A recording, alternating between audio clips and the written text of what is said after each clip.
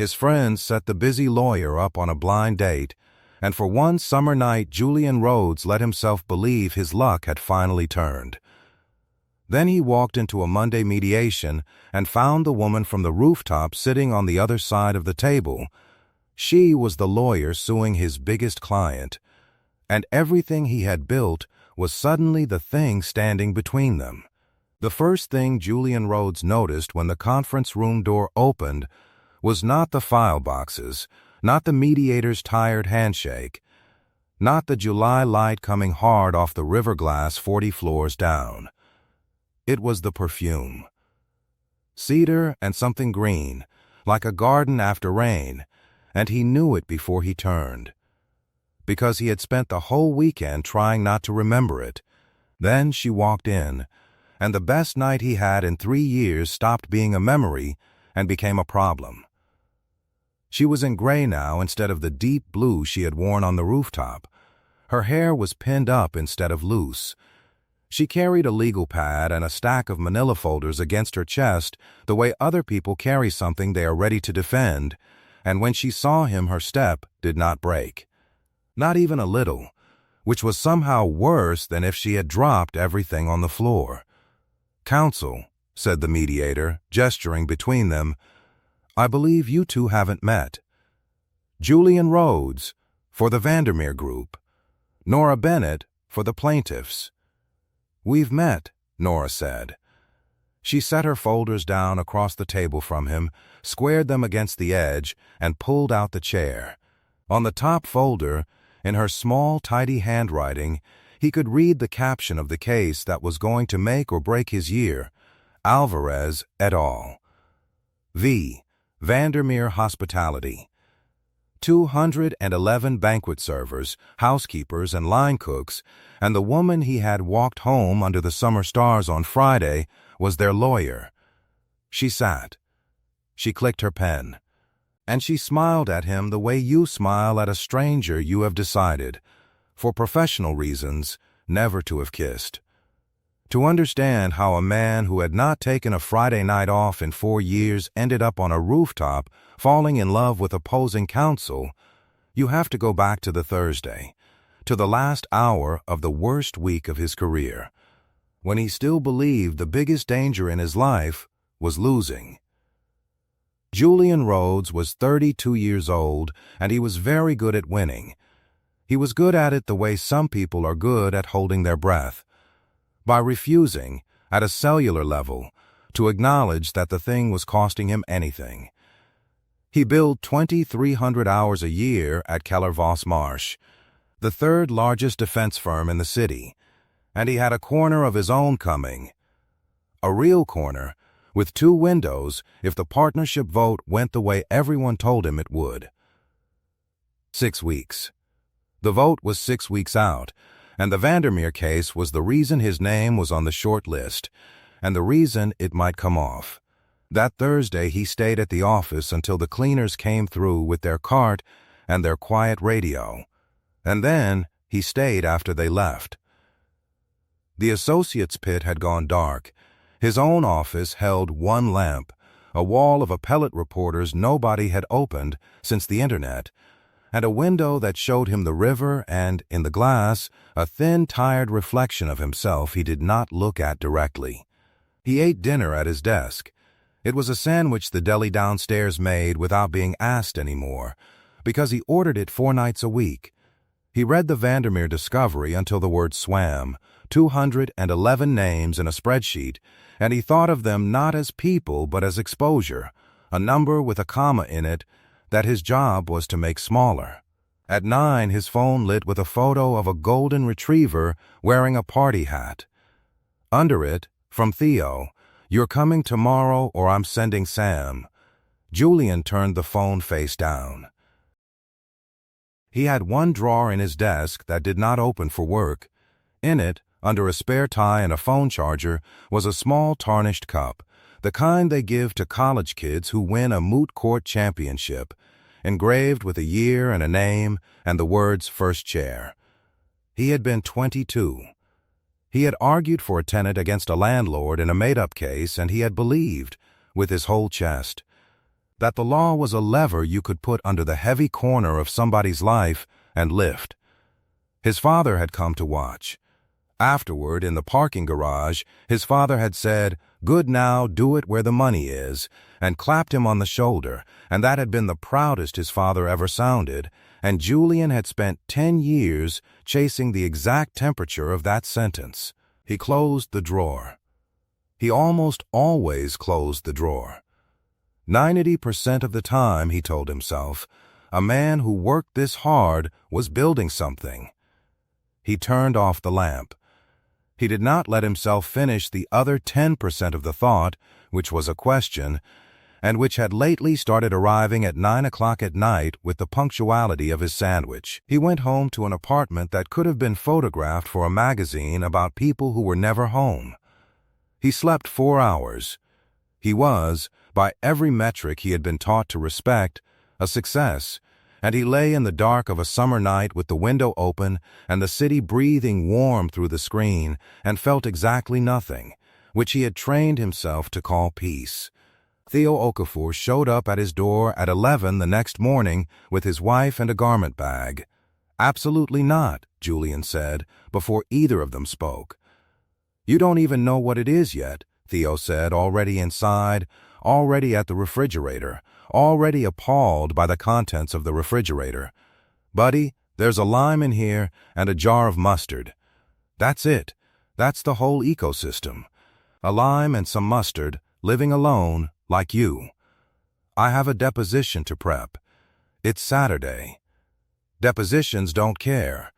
Sam set the garment bag over the back of the one chair Julian owned and looked at him with the flat, kind, entirely immovable expression of a woman who had once talked a bank out of foreclosing on her mother's house and considered Julian's social life a comparatively easy negotiation. 7 o'clock, she said. The Lark, the rooftop place on 9th. Reservations under Bennett. You'll know her because she'll be the one who looks like she'd rather be anywhere else, same as you. Wear the blue shirt. Not the one you're wearing. The good one. A blind date, Julian said, the way another man might say a colonoscopy. A blind date, Theo agreed cheerfully. You've turned into a filing cabinet.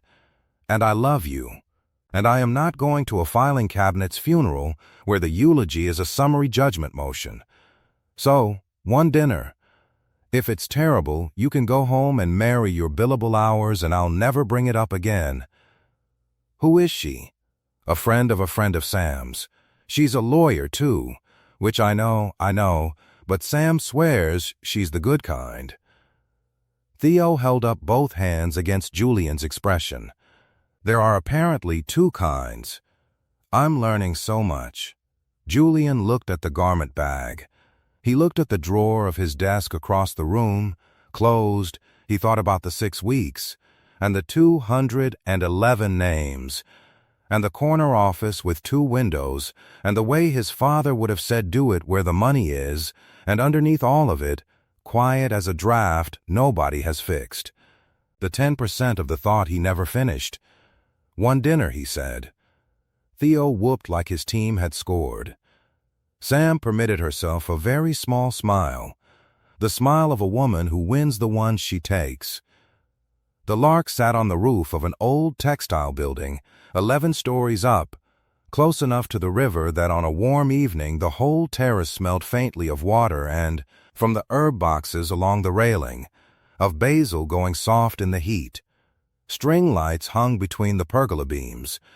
It was the 2nd week of July, and the sky over the city was doing the long, slow gold it only does in summer, holding the light past 8 o'clock as if reluctant to let anyone go home. Julian arrived 6 minutes early, because he arrived 6 minutes early to everything, and gave the name Bennett, and was told his party was already seated. She was at a table by the railing with her back half to him, and the first thing he saw was that she had taken the seat facing the door, the lawyer's seat, the seat you take when you want to see who is coming, and the second thing he saw when she turned was that Sam had been lying, because there was nothing about Nora Bennett that looked like she would rather be anywhere else. She looked like she had decided the evening was going to be interesting and was simply waiting for it to catch up. "You must be the filing cabinet," she said. Julian stopped with his hand on the chair. "Excuse me?" "Sam told me my date works too much, hasn't been on a date since the last ice age, and communicates primarily through email. She said, and I'm quoting, 'He's turned into a filing cabinet, but there's a person in there somewhere.'" Nora tilted her head. Her eyes were dark and quick, and there was a small, dangerous amusement in them. "I've been sitting here for 10 minutes trying to figure out which drawer." He should have found it rude. Instead, he found himself sitting down. "And you must be the one who'd rather be anywhere else," he said. "Oh no, Sam lied to you. Classic Sam." She lifted her water glass. "I'd rather be exactly here, mostly out of scientific curiosity. I've never seen a filing cabinet order wine before. I don't, usually, order wine. Come to things like this."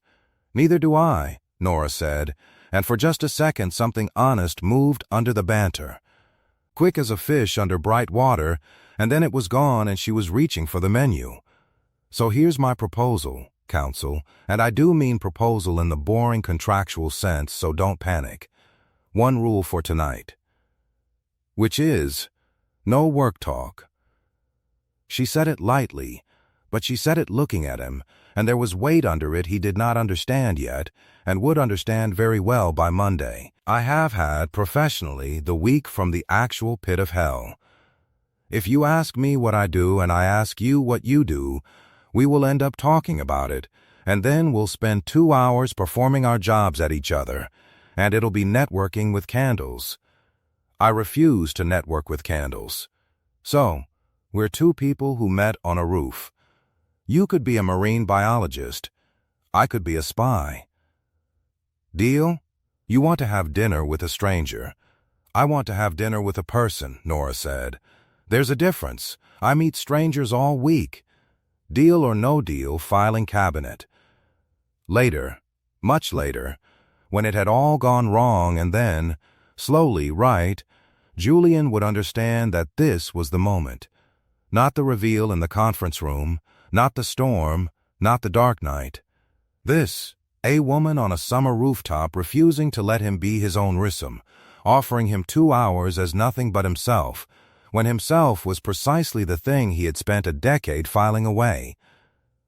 "Deal," he said.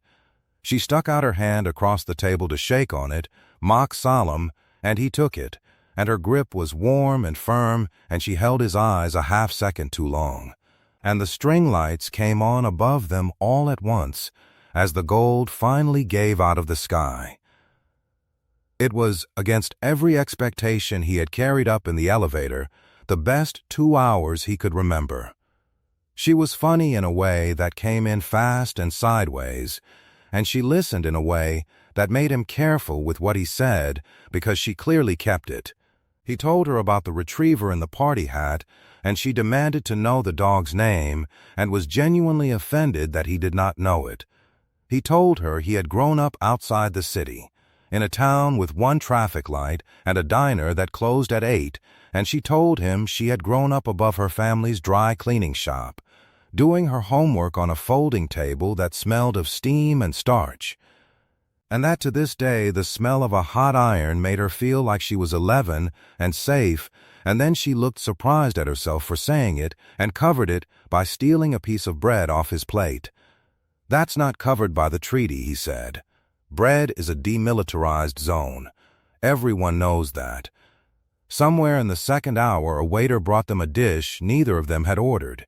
Compliments of a confused kitchen, something the menu called a deconstructed summer garden, which turned out to be 3 peas, a smear of green, and a single radish standing upright in it like a small orange monument.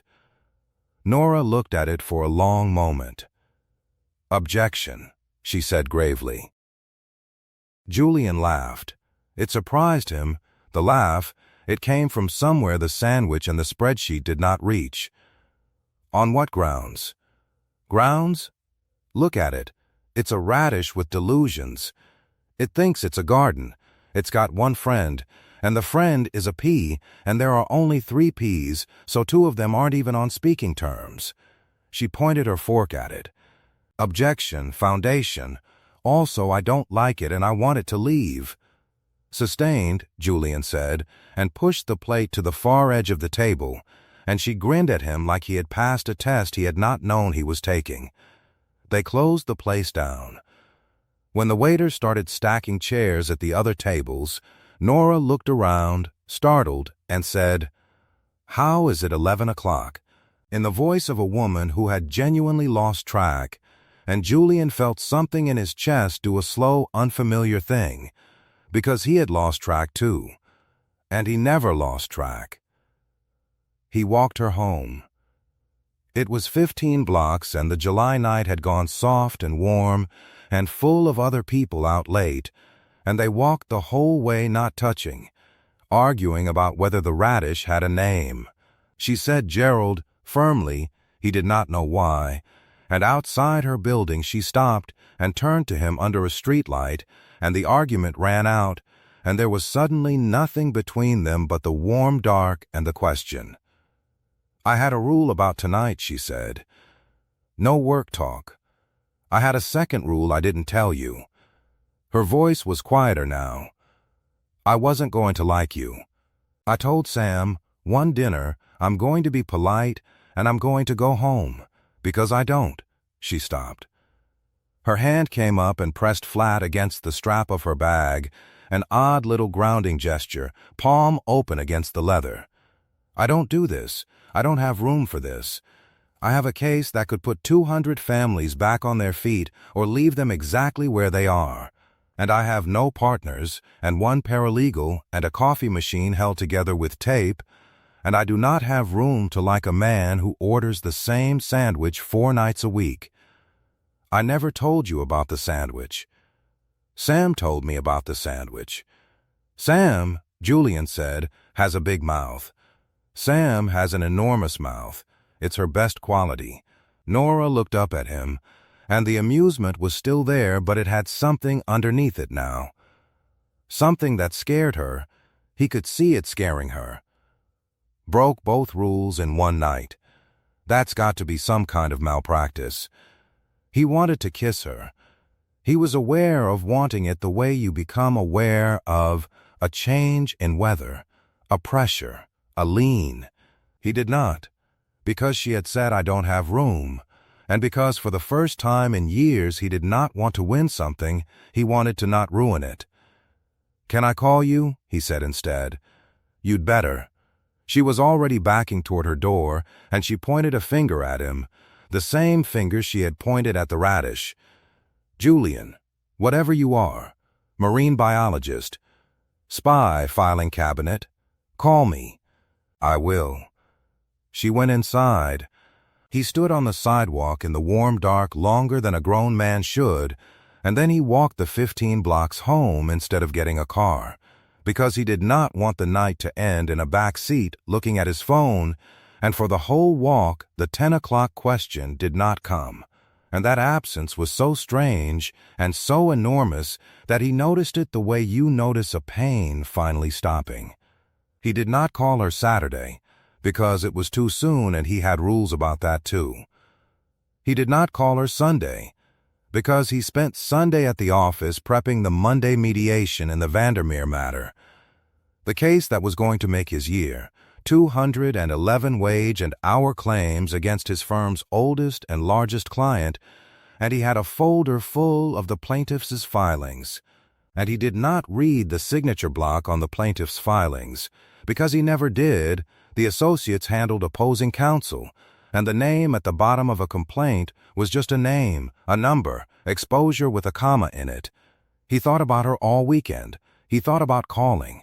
He decided he would call Monday, after the mediation, when the week's worst thing was behind him. On Monday, the conference room door opened, and the perfume came in first, cedar and rain, and the best night he had in 3 years walked in carrying 211 names against her chest and set them down across the table from him, and clicked her pen. Nora Bennett recovered first. Nora Bennett, he would learn, recovered first from almost everything. It was the great sad talent of her life. "Shall we go on the record?" she said to the mediator, pleasant as anything, and did not look at Julian again for 40 minutes. He, meanwhile, sat there and watched his two worlds slide into each other like a car onto ice. She was extraordinary. That was the terrible part.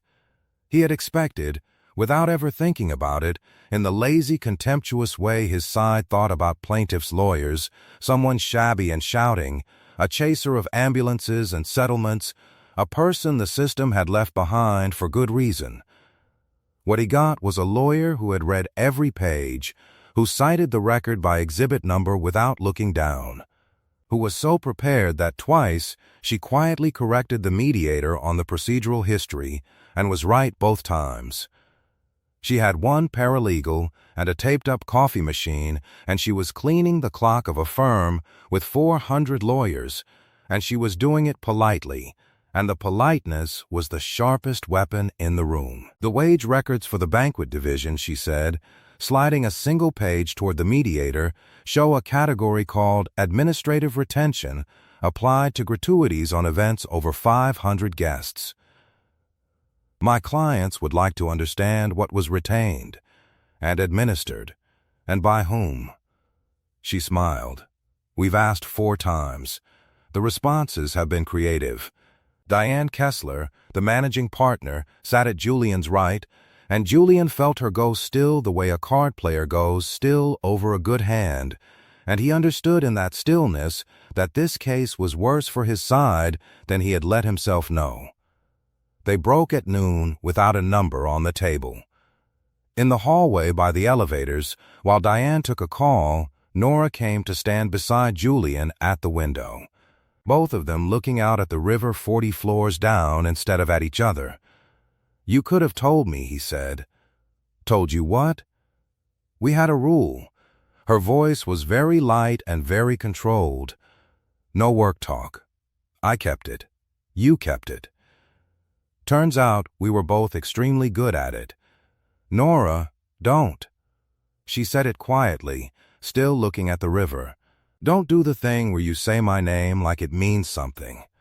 I have 211 people who have been waiting a year and a half for a company that skimmed their tips to admit it skimmed their tips, and one of them is a 61-year-old woman named Rosa who is working a double today so she can be here tomorrow, and I will not, have Friday cost them a single dollar. Do you understand me?" "Yes," he said. "Then we never had dinner." She turned and looked at him then, finally, and there was something wrecked under the composure, quick and gone. It was a nice dinner. It was the nicest dinner, and it never happened, because if it happened, your Miss Kessler over there uses it to say I'm compromised, or I used you. And suddenly the story isn't a hotel company stole from its housekeepers. The story is ambitious lady lawyer sleeps with the enemy.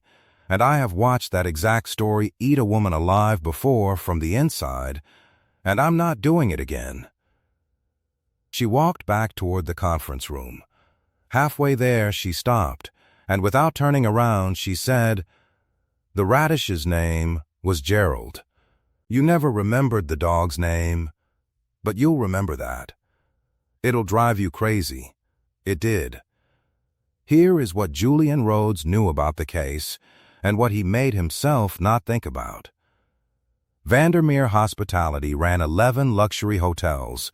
For 6 years, on large banquet events, they had added an automatic 20% service charge to every bill, described on the customer's invoice in language that any reasonable person would read as a tip. Then, in the back of the house, they had run that money through a category their comptroller called administrative retention, and a great deal of it had never reached the servers and housekeepers and cooks whose labor the charge was supposedly for. It had gone, instead, into the general operations account, which was a polite way of saying it had gone into the pockets of a company that already had a great many pockets. Julian's job was not to decide whether this was right. Julian's job was to make it cost as little as possible. And the way you made it cost as little as possible, Diane had taught him in his second year, was not to win. You rarely won these outright, but to make waiting unaffordable for the other side. File everything. Appeal everything. Bury a solo practitioner and her taped-up coffee machine under so much paper, over so many months, that her clients, who needed the money now, this month, for rent and tuition and a car that had to run, would eventually take pennies on the dollar just to have it end. It was legal. It was, Diane would tell you, zealous representation. It was also the exact machine Nora Bennett had been describing on the sidewalk when she said, "I don't have room," and Julian had not understood, and now he understood, and the understanding sat in him like a swallowed stone. That afternoon, Diane laid out the strategy in her office, all glass and river light, and it was the strategy Julian had run a dozen times. "They're out of money," Diane said. "A solo. She's fronting costs, which means she's bleeding, which means her clients are her leverage and also her weakness. We file the motion to decertify the class Thursday. Even if we lose it, it's 4 months of briefing and an interlocutory appeal, and she cannot carry 200 plaintiffs for another year on a coffee machine." She said it without cruelty, which was the thing Julian would think about later. Diane was not cruel. Diane was efficient, and the machine did not need cruelty. It only needed someone to keep it oiled. "Get me the motion by Wednesday night." This is the one that makes you, Julian. Vandermeer remembers who ended things cheaply. "Yes," Julian said, because it was what he had said to Diane Kessler for 6 years, and then he went back to his office and closed the door and took the small tarnished cup out of the drawer and held it and read First Chair until the letters stopped meaning anything and did not start the motion. He called Nora that night.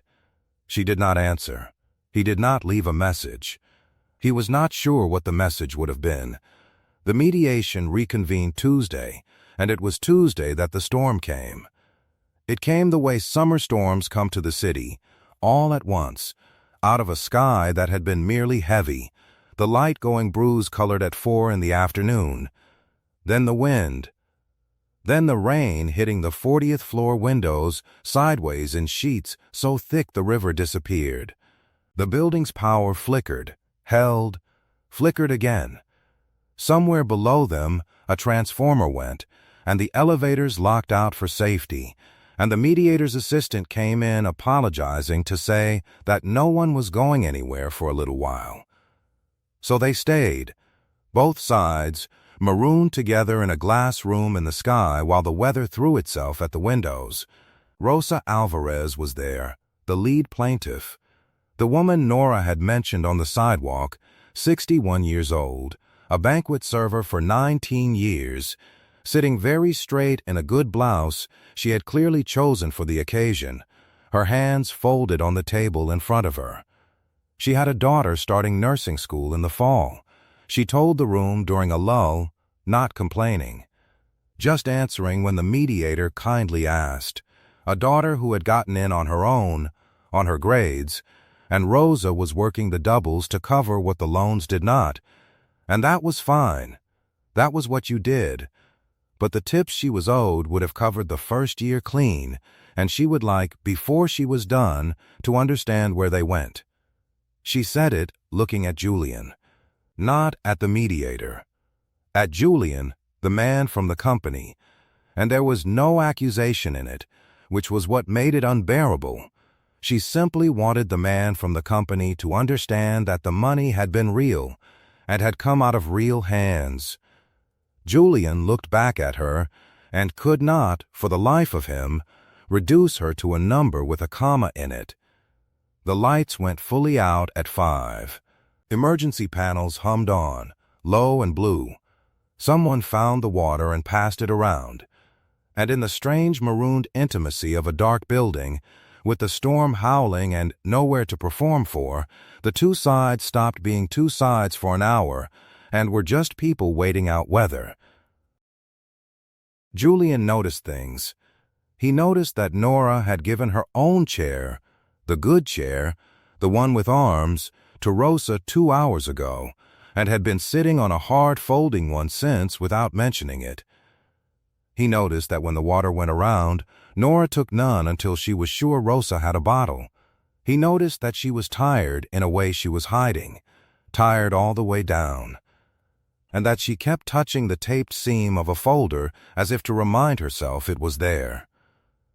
He got up in the blue dark and crossed to the credenza where the mediator kept coffee, and found it cold and useless, and found instead, in the way of every office in the world, a forgotten box of tea and a kettle that ran on a separate emergency circuit.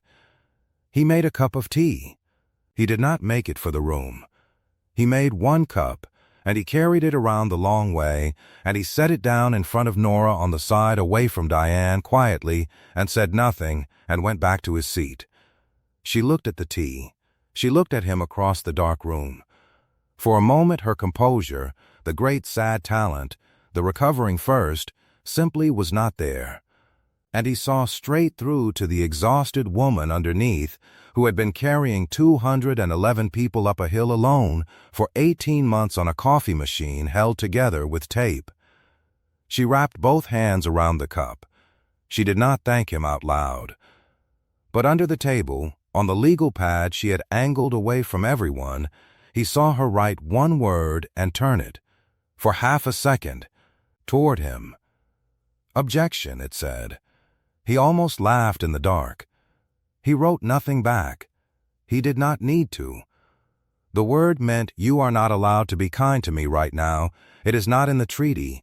And I saw it, and I will not forget it, and they both knew that was what it meant, and it was the most intimate thing that had happened in that building in years. The power came back at 6. The storm blew itself out over the river, and the city came up gold and wet and steaming in the last of the light, and the elevators unlocked, and everyone remembered they were enemies and gathered their things. At the elevator Diane said, low, only to Julian, "Where's my motion?" "Wednesday night," Julian said. Good, she glanced back at the conference room, at Nora helping Rosa into her cardigan. "Sentiment's a luxury, Julian. The corner office doesn't come with windows and a conscience both. Pick the windows. You'll be glad you did by Christmas." She stepped into the elevator. Wednesday night. Julian went home and opened his laptop and started the motion to decertify the class, because it was his job, because it was legal, because it was the one that made him. And he wrote 2 sentences of it and stopped, and sat for an hour in the dark of his magazine apartment with the window open and the wet summer night breathing in, and he thought about a cup of tea, and a radish named Gerald, and a woman who had watched that exact story eat someone alive before, from the inside, and he did not write the 3rd sentence. He did not know yet what he was going to do.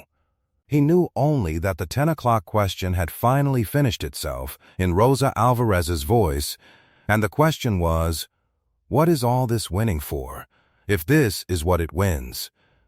He went to see Nora on Wednesday, at her office, which was 2 rooms above a laundromat on the far east side and smelled, faintly and permanently, of hot cotton and detergent, the exact smell, he realized on the stairs, that she had told him made her feel 11 and safe. She opened the door herself. There was no receptionist. There was, through the inner doorway, one paralegal, a serious young man named Devon eating noodles at a desk buried in bankers' boxes, and the famous coffee machine, and a wall of case files, and a single window with a plant on the sill that was, against all odds, alive. "You can't be here," Nora said. She said it fast and low, and she did not open the door wider. "Julian, you genuinely cannot be here. If anyone from your side, if Kessler, if anyone new opposing counsel came to my office, it's over. They'll move to disqualify me. They'll say I've compromised the, you have to go." "I know." "Then why are you here?" He had rehearsed this in the car, and none of it survived contact with the smell of the stairwell and the plant on the sill. So he told her the truth, which was not a thing he did often, and it came out plain. Because I'm supposed to file a motion tonight that has nothing to do with whether your clients were robbed and everything to do with whether you can afford to keep asking. And it'll work. It always works. And I've written it a dozen times and never once thought about the people on the other end of it, because I never let myself see them. And now I've seen Rosa, and I made you a cup of tea in the dark like a coward, and I can't. He stopped. His hand had come up to the doorframe. I can't write the third sentence. Nora stared at him. I'm not here to help your case, he said. I'd be disbarred, and worse, I'd be no good to you, and you'd be right not to trust it. I'm here because you said, on the sidewalk, that you watched this story eat a woman alive from the inside. And I need to know it wasn't you. The silence stretched. Down in the laundromat a dryer buzzed, a long, homely sound, and somewhere a machine tumbled warm cotton around and around. Devin, Nora said, not looking away from Julian, go get a coffee. We have coffee. Go get a bad coffee. From the place with the bad coffee. Take 20 minutes. Devin looked between them, understood something, gathered his dignity and his noodles, and left. The door clicked. And Nora Bennett, who recovered first from everything, put her back against the wall of files and slid down until she was sitting on the floor of her own office, and told him. It was her, of course. The woman the story had eaten. It had been her 6 years ago at the big firm, the one with 400 lawyers, where she had been the associate everyone said was going to make partner young. She had found something in a document review, a client burying a safety report, and she had gone to the senior partner she trusted, the man who had mentored her, who had told her she was the best young lawyer he'd trained in 20 years. And he had listened, and thanked her, and then very gently made her the problem. There had been a whisper campaign. Emotional, doesn't have the temperament, got too close. There had been a rumor, entirely invented, that she had gotten her position through the partner's bed, when in fact the partner had done nothing but use her conscience against her and then discard it. She had left with her name quietly ruined in the only circle that had ever mattered to her, and she had started over above a laundromat, taking the cases the big firms made unaffordable, and she had promised herself 2 things. She would never again trust that caring about the right thing would protect her, and she would never, ever let her personal life become a weapon someone could use against a client who was counting on her. So you see, she said, from the floor dry-eyed, because she had cried this one out years ago, it's not that I don't want to. Friday I wanted to. That's the whole problem. I wanted to so much it scared me, and then Monday you walked into that room and I realized the universe had built me the exact trap I've spent 6 years avoiding, and wrapped it in the nicest man I've met in a decade. She looked up at him. Caring is how they get you, Julian. I learned that. You're about to learn it the other direction. You care about doing this right. And it's going to cost you your corner office, and Kessler already knows it. I saw her watching you make that tea. Julian came and sat down on the floor across from her, in his good suit, on the linoleum of a 2-room office over a laundromat, with the warm smell of cotton around them, and for a while neither of them said anything. I have a cup at home, he said finally. A little trophy. Moot court, from when I was 22. It says first chair. I keep it in a drawer under a spare tie because if I keep it on the desk I have to remember I once thought the law was a lever you could lift somebody's whole life with. He turned his hands over, looked at them. My father told me to do it where the money is. I did. I got very good at it. And I have spent 10 years being the machine that makes waiting unaffordable, and I told myself that was building something, and today an honest woman asked me where her money went, and I couldn't turn her into a number, and I think, his voice caught, and he let it. I think I've been in the drawer, Nora, under the tie, with the cup, for 10 years. She reached out, she did not mean to, he could see she did not mean to, and pressed her palm flat against the back of his hand, the same grounding gesture she used on herself, palm open, and left it there. "You can't file the motion," she said quietly, "and you can't tell me that, and you can't be here. Do you understand the position you're putting us both in?" "Yes, stop saying yes like that," but her hand did not move. "It makes me want to break every rule I have." He turned his hand over under hers, so they were palm to palm on the floor of her office, and neither of them said the thing, because it was a 7 out of 10 moment and there were rules older than the ones they kept about work, and the warm cotton smell came up through the floorboards, and a dryer buzzed. And that was enough. For an hour, in a room they were forbidden to be in together, it was enough. He went home and did not write the motion. He wrote something else instead, and it took him until 3 in the morning, and it was the most important thing he had written since a made-up case about a tenant and a landlord when he was 22. What he wrote was a memo. Not to Nora. He would never give Nora a single page, and she would never take one. He wrote it to himself first to see if it was true, and then he wrote it to Diane Kessler. In it he laid out, from the client's own documents, the ones his side had produced and buried in the 4th creative response, exactly what administrative retention was, a 6-year. 11 hotel practice of taking money customers had plainly paid as gratuities and moving it into operations. He laid out that they were going to lose the decertification motion and lose the class action after it, and that every month they spent making Nora Bennett's clients wait was another month building the punitive damages case that would, when a jury finally heard it, cost Vandermeer 10 times what an honest settlement cost today.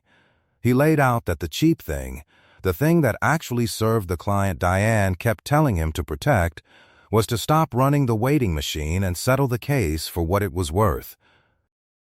He was, in other words, going to try to win by telling the truth. It was the only lever he had ever really wanted to pull, and he was going to pull it inside the machine, on the machine's own terms, in the machine's own language of exposure and comma and cost, and see if the truth could be made to sound like money, because money was the only language the room spoke. He sent it to Diane at 3:14 in the morning, and then he sat in the dark and waited to find out what it was going to cost him. It cost him, first, a very bad Thursday. Diane called him into the glass office at 8. She had read the memo. She was not shouting. Diane never shouted. Shouting was inefficient, but there was a cold, flat finality in her that he had seen her turn on opponents and never, until now, on him. "Let's be clear about what this is," she said. She set the printed memo on the desk between them, squared to the edge. "This is you deciding, 6 weeks before a partnership vote, to walk into your biggest client and tell them to open their checkbook instead of doing your job. Vandermeer does not pay 400 lawyers to be told to pay. They pay us to make it go away for as little as possible, and as little as possible this week is a decertification motion, which you have not written. They're going to lose, Diane. You know they're going to lose. Every month we stall, the plaintiffs get closer to taking 60 cents on the dollar to make rent, and the client saves 40 cents, and that is the job." She leaned back. "I know what this is. You think I don't see it? You made a lovely cup of tea for opposing counsel in the dark on Tuesday. I've been doing this for 26 years, Julian. I have watched 100 good young lawyers discover their conscience at exactly the wrong altitude, and I have watched most of them fall out of the sky. I'm trying to keep you in the plane." For just a moment, something almost like tenderness crossed her, and then it was gone. "Write the motion. File it tomorrow. This memo did not happen. Do that, and the vote goes fine, and in a year you'll thank me. Don't, and I can't protect you from what the other partners will say about a man who tried to give away a client's money because he liked the plaintiff's lawyer's perfume." She knew. She did not know the half of it, but she knew enough, and she had just shown him the shape of the weapon she was willing to build if he made her. "I'll think about it," Julian said.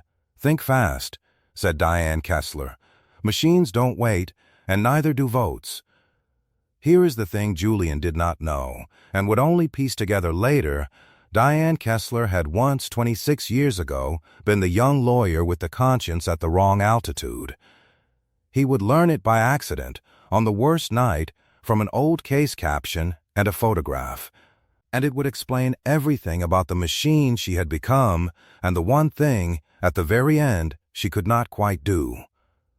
But that came later. Thursday, all he knew was that he had a motion to write and would not write it, a woman he could not call, and a small tarnished cup that he took out of the drawer that night and for the first time in 10 years set on the corner of his desk, where he would have to look at it. He and Nora had 2 more weeks. They did not plan them. They happened in the seams of the case, in the enforced proximity of a matter that put them in the same rooms over and over.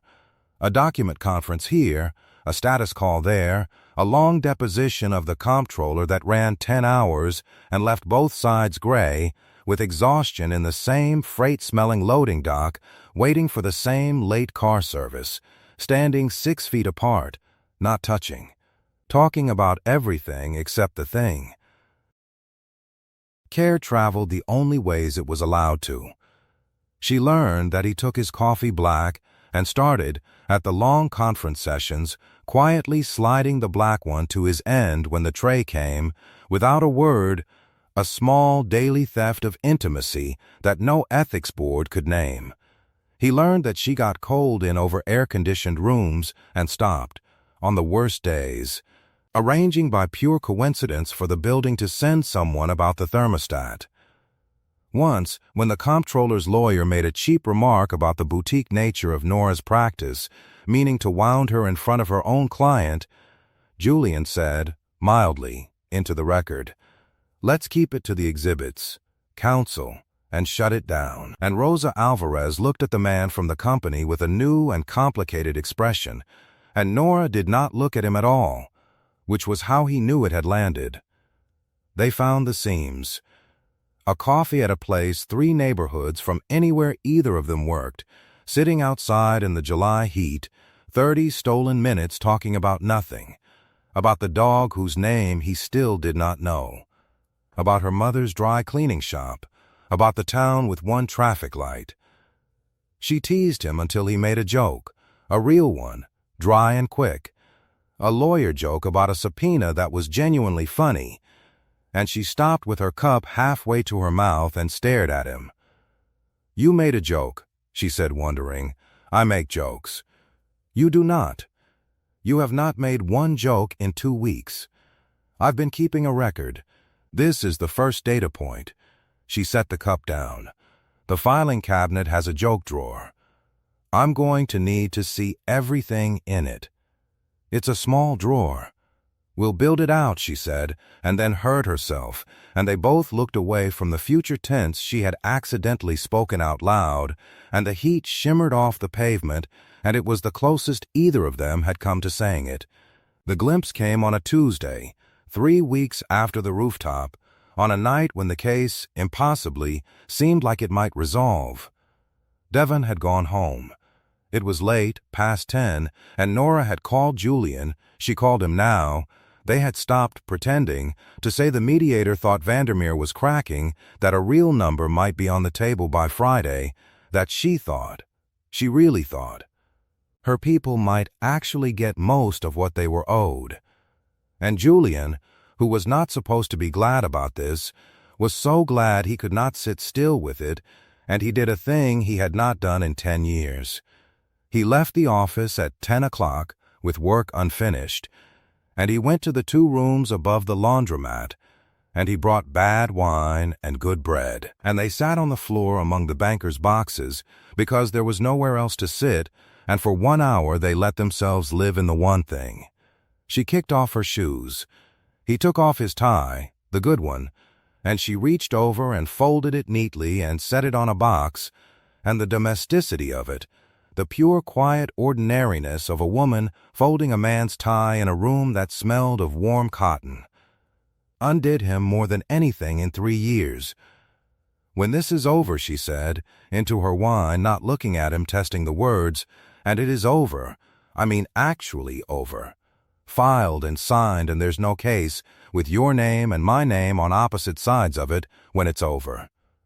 There's a diner near where I grew up. It closes at 8, which is insane, but it has this pie." She was smiling at the floor. "I want to take you there and watch you fail to understand why a diner would close at 8.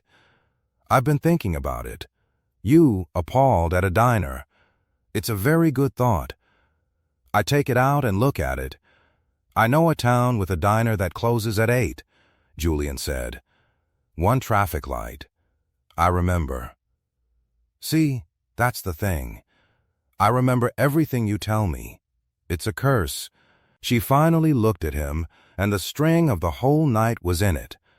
"I remember the sandwich, and I never even ordered the sandwich." He reached out and pressed his palm flat against the back of her hand, the way she did, the way she had taught him without meaning to, and she turned her hand over so they were palm to palm on the floor, and the wobbly leg of the nearest box turned table-tipped, and he reached with his other hand and quietly, absently, wedged a folded coaster under it to steady it, fixing the small broken thing without thinking, and Nora watched him do it, and something moved across her face that was very close to grief, because she could see it, the whole life, the man who would always quietly steady the wobbling thing, and she could see how much there was to lose. "Objection," she said softly. "On what grounds?" "I have no grounds. That's the objection. There are no grounds. I've read the whole record, and there's nothing in it that says I shouldn't get to have this." Her voice was not quite steady. "Sustained?" "Sustained," Julian said, and for 1 more hour, on the floor of a forbidden room, with the warm cotton smell rising through the boards, and a coaster steadying the wobble, and a diner waiting at the end of the summer, it was, impossibly, theirs. It fell apart on Thursday, and it fell apart from the top, the way things do. Someone had seen them. Not at the office, not anywhere careful, at the coffee place 3 neighborhoods from anywhere. The one they thought was safe, in the July heat, when he made the joke and she stared.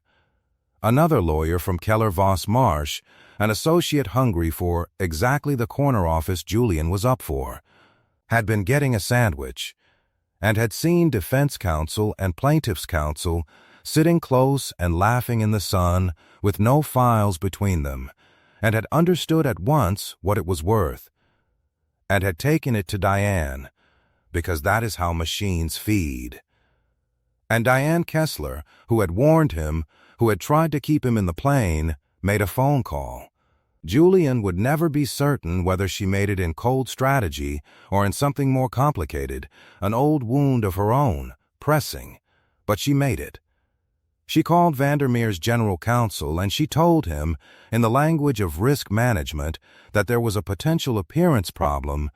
The plaintiff's attorney appeared to have a personal relationship with defense counsel, and while surely nothing improper had occurred, the client might wish to consider whether to raise it formally with the court to protect itself, to move to disqualify Miss Bennett, to argue that the plaintiff's representation was compromised, to burn the whole 18 months down and force 211 people to start over with a new lawyer from nothing, on a machine that never got tired. She told Julian she had done it on Thursday afternoon, in the glass office, flatly, the way you report a completed task. "It's out of my hands now," Diane said. "The client will do what it does. I gave you every chance to write the motion, Julian. You gave me a memo about paying them. So I removed the variable. Nothing improper occurred, I'm sure of that, but the appearance is real, and appearances are leverage, and leverage is the job." She looked at him, and for 1 second the flatness cracked, and there was something underneath it, something old and tired and almost sorry. "I did this once. Not this, but aversion. I chose the plane over the person 26 years ago, and I have flown a very long way, and I am telling you it is survivable. You'll fly too. Write the motion. Salvage the vote." "In a year, don't," Julian said. "Tell me I'll thank you." He left before she could finish, and he called Nora, and Nora already knew. Because Vandermeer's motion had hit her inbox at 4:40, a motion to disqualify plaintiff's counsel for a conflict of interest arising from an undisclosed personal relationship with defense counsel, and she had read her own ruin in 11-point font, and by the time he reached her office, she was not on the floor.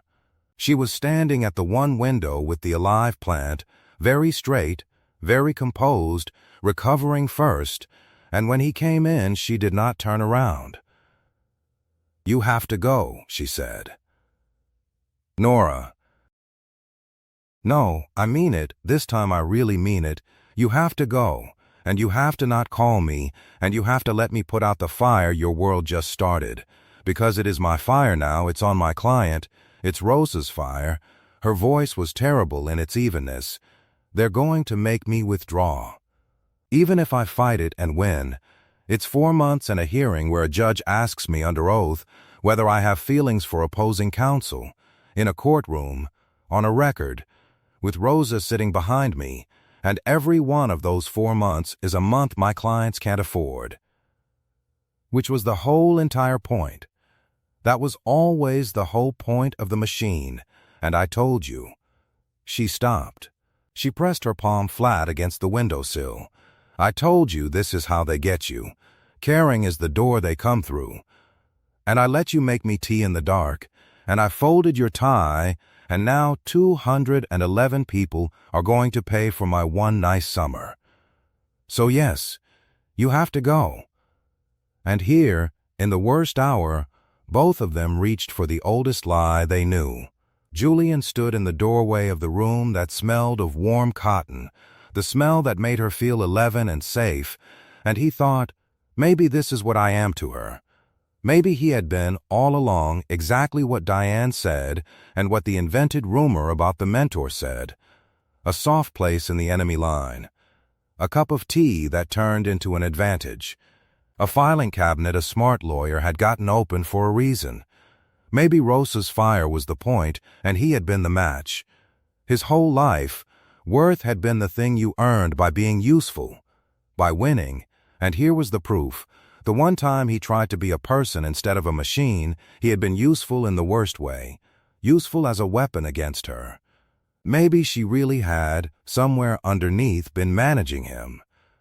The lie stood up in him at full height and put on his father's voice, and it said, "This is what it costs to leave the drawer." And Nora, at the window, reached for hers. He's going to choose the plane. Of course he was. He was 6 weeks from a corner office with 2 windows, and his managing partner had built the weapon, and he was.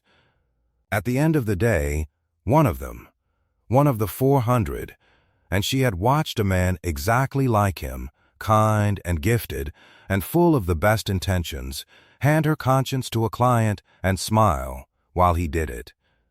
Maybe Julian really would go back to the glass office and write the motion, because that was who he was under the tea, and she had let herself forget it for 3 summer weeks. And this was the tuition on that forgetting. Caring is how they get you. She had known. She had known, and she had folded his tie anyway. "Go," she said again, to the window. He went. He stood on the sidewalk outside the laundromat in the July dark with the dryers thumping warm behind the glass, and he did not go home. He walked. He walked for 2 hours through the summer city, past the restaurants closing and the couples out late and the river black and shining under the bridges, and somewhere around midnight he found himself outside the old textile building, 11 stories under the rooftop where it had started, looking up at the string lights he could not see from the street. And he made himself finish the 10 o'clock question one last time, all the way to the end. What is all this winning for if this is what it wins? He had spent 10 years believing worth was a thing you earned by being useful. He had earned a great deal of worth, and on the one night he had been given something he had not earned, 2 hours on a roof, offered freely, for no reason. To no one but himself, he had been happier than a decade of winning had ever made him. That was the data point. That was the whole record. The machine did not build anything. It only made waiting unaffordable, and he had spent 10 years making his own life unaffordable to himself. 1 billable hour at a time, and the tuition on that was a drawer with a cup in it, and a window he looked at his own tired reflection in, and never through. Nora had not managed him. He knew it the way you know the floor is there in the dark. She had folded his tie because she was falling too, and it had scared her, and she had done it anyway, and now she was standing at a window putting out a fire his world had started, alone, recovering first, because that was the great sad talent nobody should have to have. The lie had put on his father's voice because the lie always uses the voice you are most afraid of. But his father had watched a 22-year-old lift a made-up landlord off a made-up tenant and had felt, for one unguarded second in a parking garage, something like awe, before he covered it with "do it where the money is," and Julian had spent a decade chasing the cover instead of the awe. He was done chasing the cover. He knew, standing under the rooftop at midnight, exactly what it would cost. It would cost the vote. It would cost the corner office with 2 windows. It would very possibly cost him Keller-Voss Marsh entirely, and the salary and the name on the door he had bled for. And it would cost him the last approving echo of a voice in a parking garage that he was. He understood now, never going to satisfy anyway, because the voice had not actually been about him, it had been about the money, and the money was a drawer you could never fill. He was going to pull the lever. In the open, this time.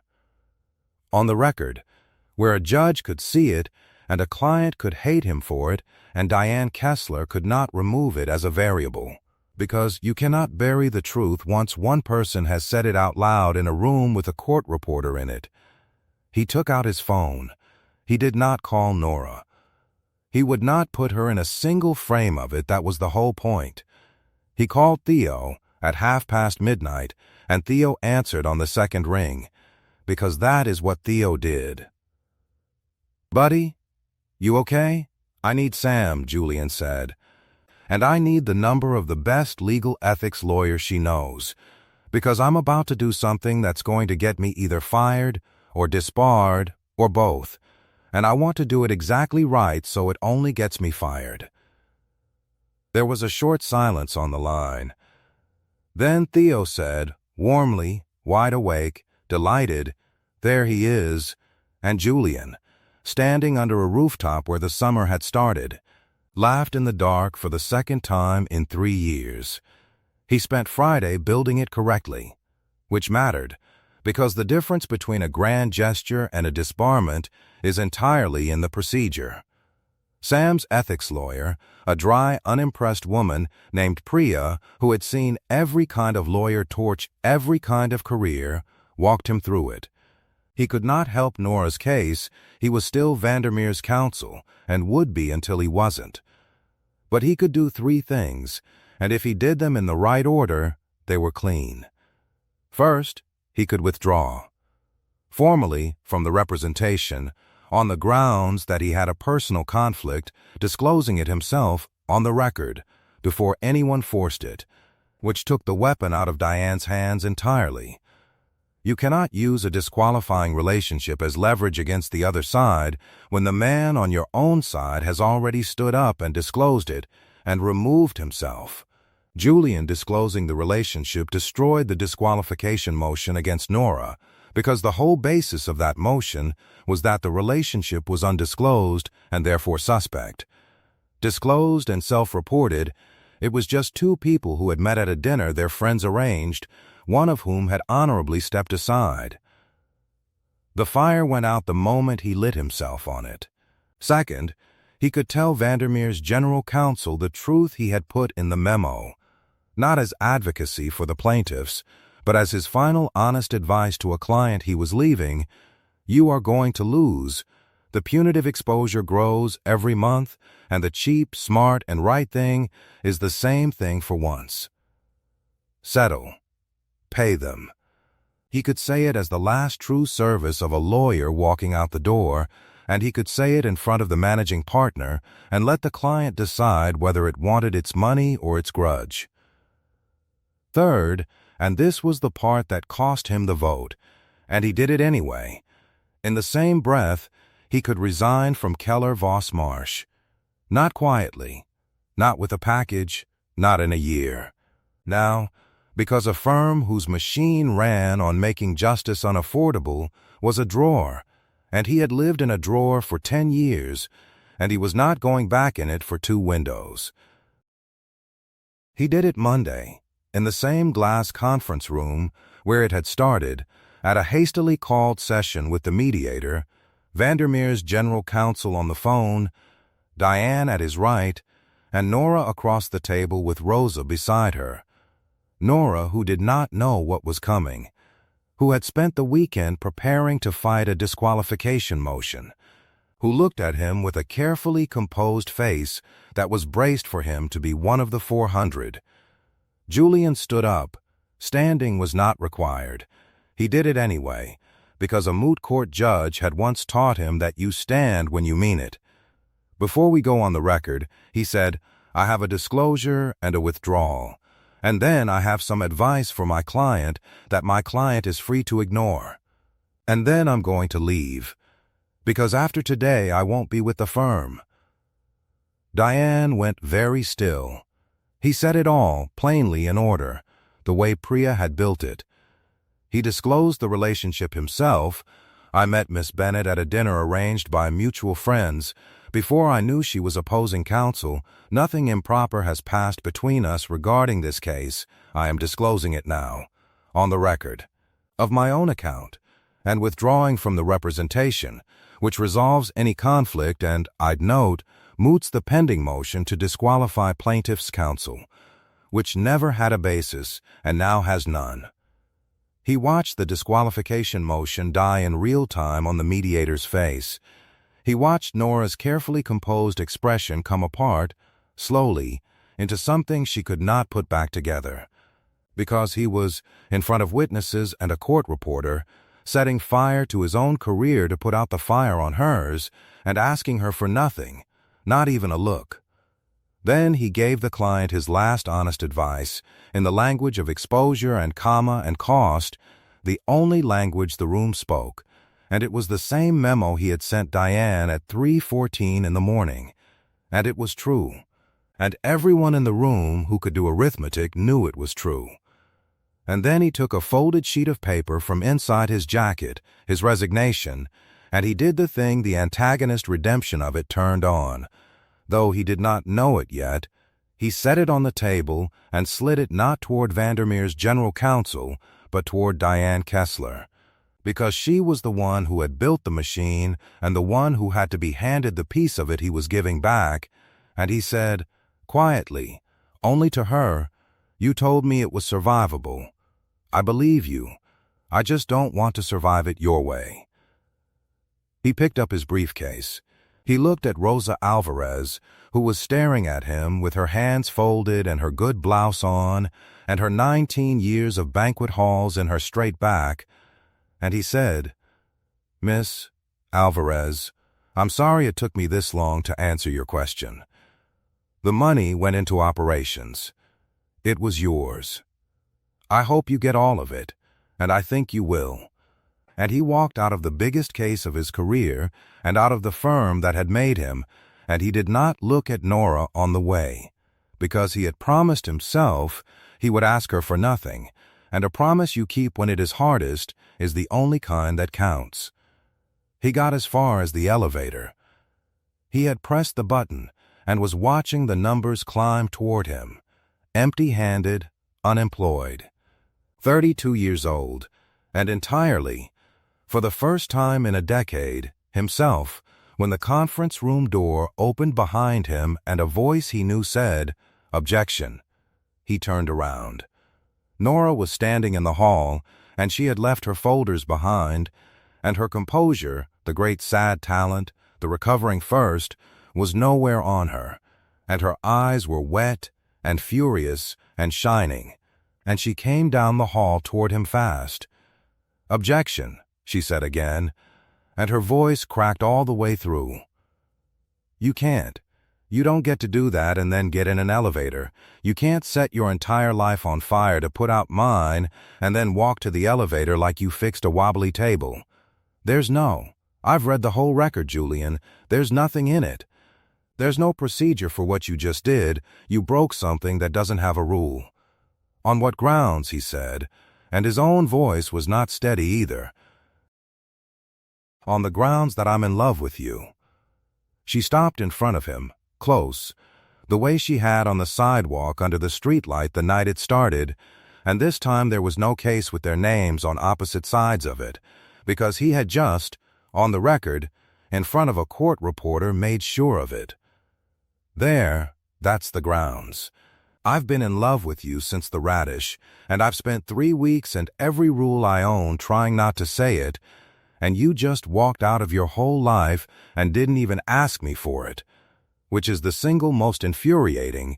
She pressed her palm flat against his chest, the grounding gesture, open-handed, and left it there, and he could feel his own heart going hard under it. "I don't have room for this. I have 211 people and a coffee machine held together with tape, and I do not have room." "Make room," Julian said. "I just cleared my entire schedule." She laughed, the wet, undone, astonished laugh of a woman who recovers first from everything and had finally found the one thing she did not want to recover from, and the elevator arrived, empty. And its doors opened, and neither of them got in. "Sustained," she said against his mouth, and kissed him, on the 40th floor, in the July light coming hard off the river glass, in the exact place where the best night of his life had walked in 3 days earlier, carrying 211 names and become the whole rest of it. Vandermeer settled in September. They settled because Julian had been right, which everyone in that room had known, and only he had been willing to say out loud. The truth, once spoken in front of a court reporter, cannot be buried, and a company that keeps paying 400 lawyers to make waiting unaffordable eventually notices that the waiting has become unaffordable for it too. The general counsel, freed by Julian's leaving to hear what Julian had said, did the arithmetic, and the arithmetic said settle. And so they settled, for very nearly the whole amount. 211 people made close to whole after 18 months and 1 summer storm.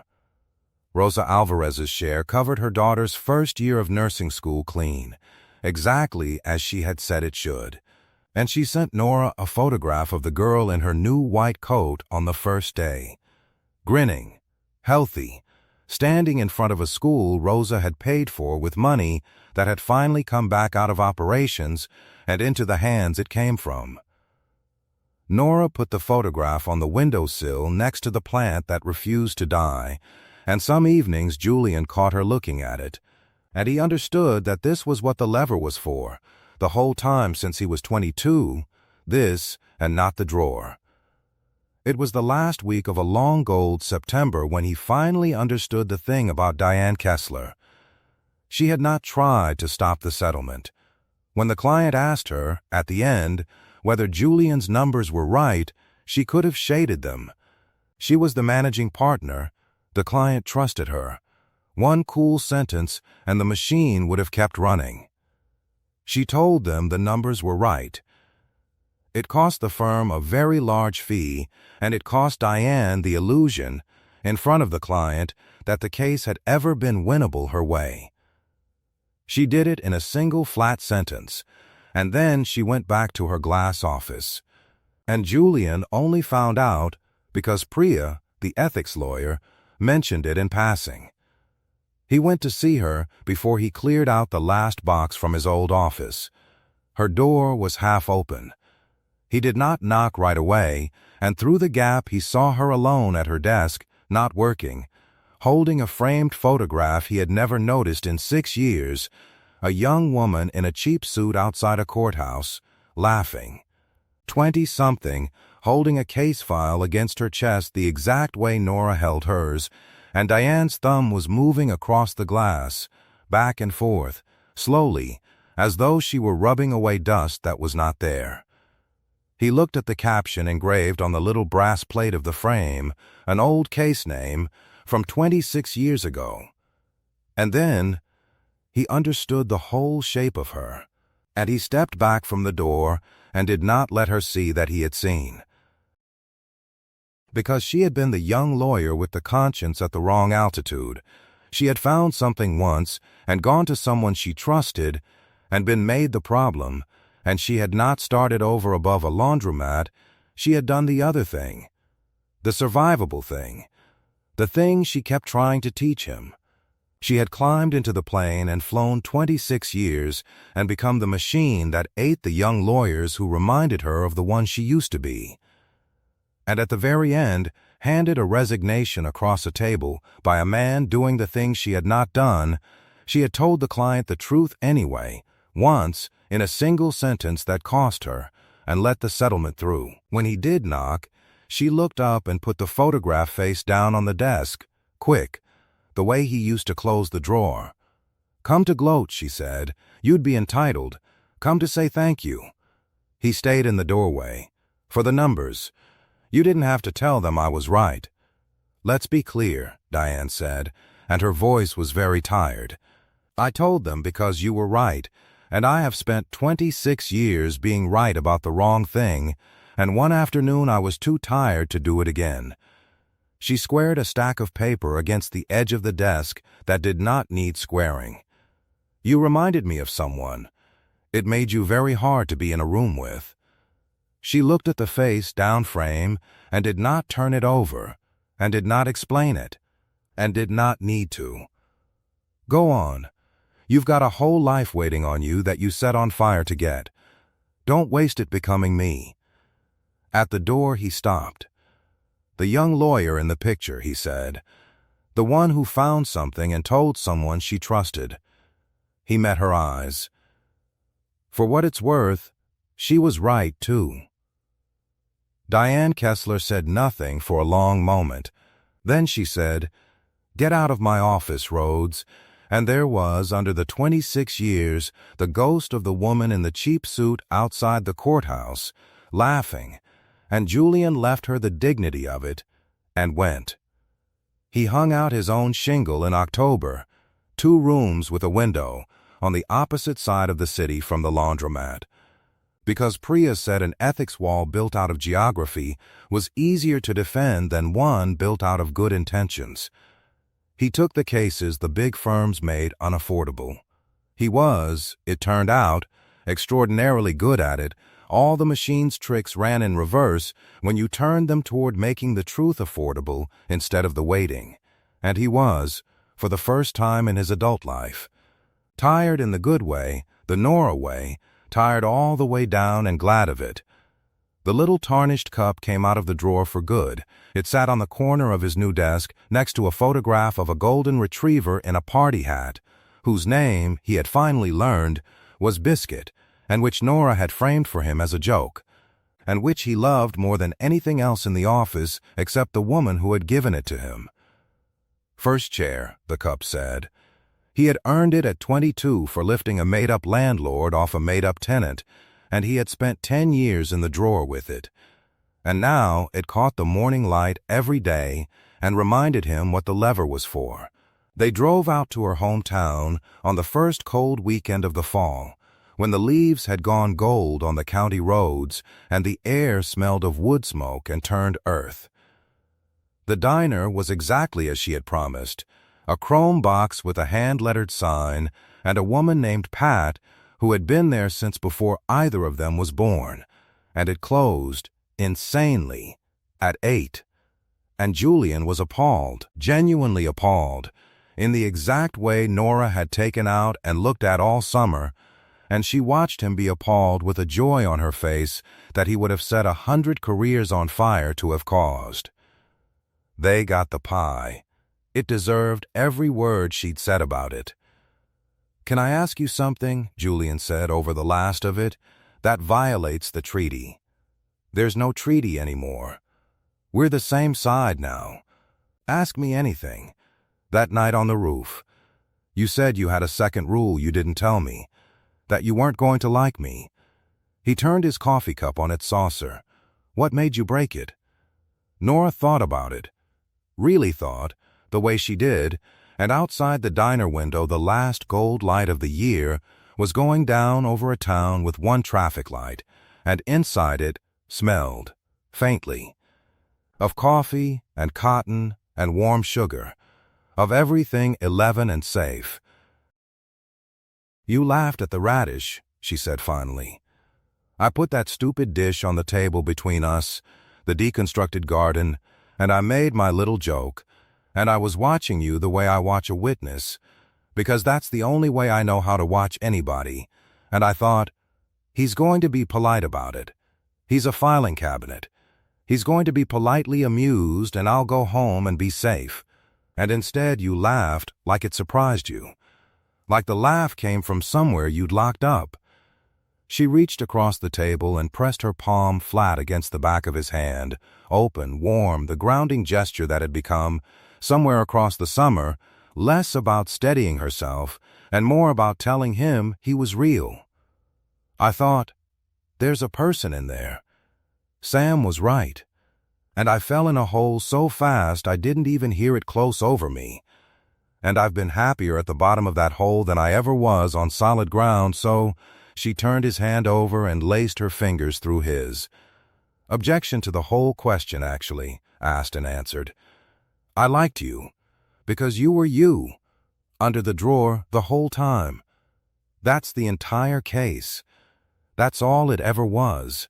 Pat came by and told them, not unkindly, that she was closing in 10 minutes, it being nearly 8, and Julian looked at his watch in real distress, and Nora laughed the good laugh, the undone one, the one he had spent a summer learning to cause, and outside the window the last light of the long gold year finished going down over the little town, and neither of them was in a hurry, because they had, at last and after everything, all the room in the world. His friends had set the busy lawyer up on a blind date. She had been the woman suing his biggest client. It should have been the worst thing that ever happened to his career, and it was also the only thing that ever saved his life, because real love does not always arrive when it is convenient or safe. Or, on the right side of the case, sometimes it walks into the room carrying 211 names against its chest, sits down across the table, clicks its pen, and asks you, at long last, to become a person instead of a machine. He answered the question. It only took him one summer. He never did learn to accept that the diner closed at 8. Some things, Nora told him, you are not supposed to understand. You are only supposed to keep driving out to on the cold gold weekends for as long as you both have the road.